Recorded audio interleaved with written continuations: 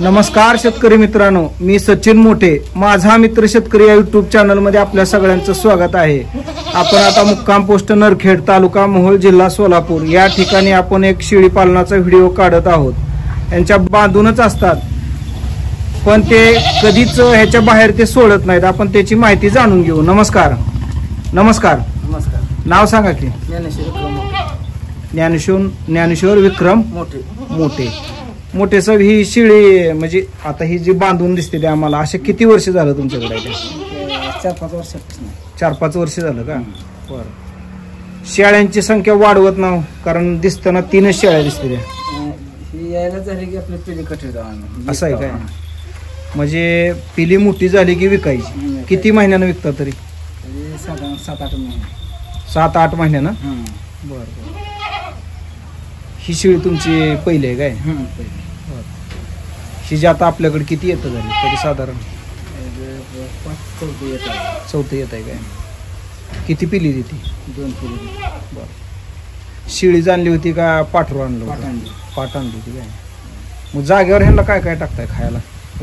काय घास गवत असते, मकान असते, कुटी असते। बरं बरं बरं। बाहेरनं गवत, शेवरी।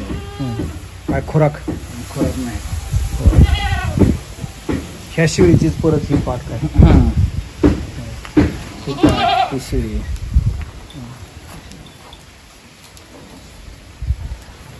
सगळीच आता 2-2 पिली देते। ही बोकड आपण पळायला आणलेलं। बरं। आपल्या शेळीनं जर माच केला तर त्याच्यासाठी काय? ज्यांच्याकडनं बोकड आणले त्यांच्याकडे काय शेळ्या का त्यांनी बोकडाचा व्यवसाय करते? आणलं ते आपण पाळले 1 महिना 2 महिने। आता ह्याच्यावर कुठली शेळी आपली लागू गेली? पहिल्याच होते, ह्याच्यावर नाही गेली। असं आहे काय? ही 2 पिली आता ह्या शेळीची पिली जरा वेगळीच झाली। ती बोकड कुठलं लावलं होतं? बर। किती महिन्याची पिली आहेत तरी? 1 महिन्याची पिली असते। 1 महिन्याची? 1 ते 1.5 महिन्याची असते। पिल्याला काय खुराक? नाही। खुराक नाही, कुठल्या शरीराला खुराक नाही। खुराक नाहीच? नाही। बरं। चारा पाणी वेळेवर दिल्यावर खुराकाची काही गरज नाही शेळ्यांना। तरी किती वेळा चारा टाकताय? दिवसातनं 2 ते 3 वेळेस चारा। 2 तर टाकतो। 2 वेळेस तर कंटिन्यू असतो। 2 वेळेसच्या चाऱ्यात पोट भरते का त्यांचं? कारण बंद 2 तास टाकायचं कुठे करून ठेवतो ना पाठी। बरं। मकवान घास। बरं। मग कोणाची कुटी असते, घास गवत असते, ऊसाची कुटी असते। ऊसाची कुटी खाते ती?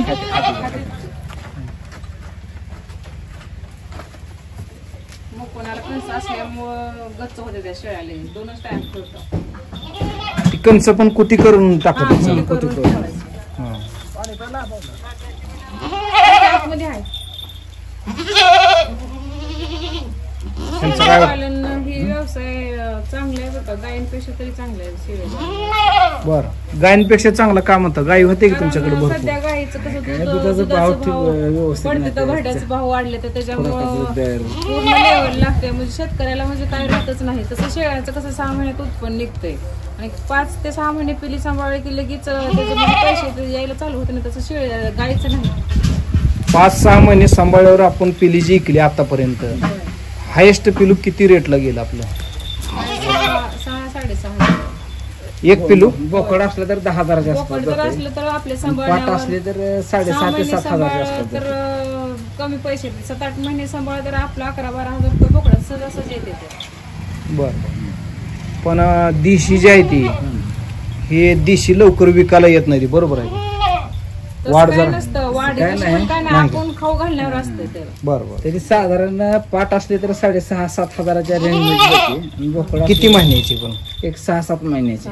6-7 महिने? 7 ते 8 महिन्यापर्यंत का ना 7-8 हजारापर्यंत, 7 हजारापर्यंत पाट जाते। 10-10.5 पर्यंत बोकड जाते देशी।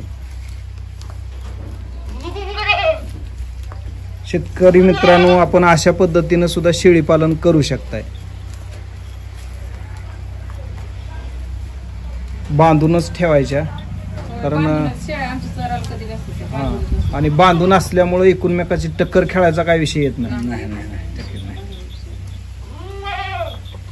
प्रत्येकाची जागा वेगवेगळी आहे, त्याच्यामुळे काय अडचण नाही. ठीक आहे, छान आहे, आम्हाला माहिती दिली त्याच्याबद्दल धन्यवाद.